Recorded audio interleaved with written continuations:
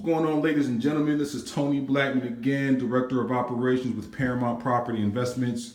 Right now, I'm at a 2-bed, 2-bath condominium in Buckingham Boulevard in Cuyahoga Falls. I just wanted to elaborate more on short sales. This property in particular is being sold short sale. So whoever owns this property owes more to the bank than what they can sell it for, and the bank does have to approve that. Whatever price they get for the property from the buyer, it has to be approved by the bank because they're already taking a loss on it. Okay, so definitely make sure you do your research on short sales because it can adversely, not all the time, but it can adversely affect your credit and prevent you from, buying another home.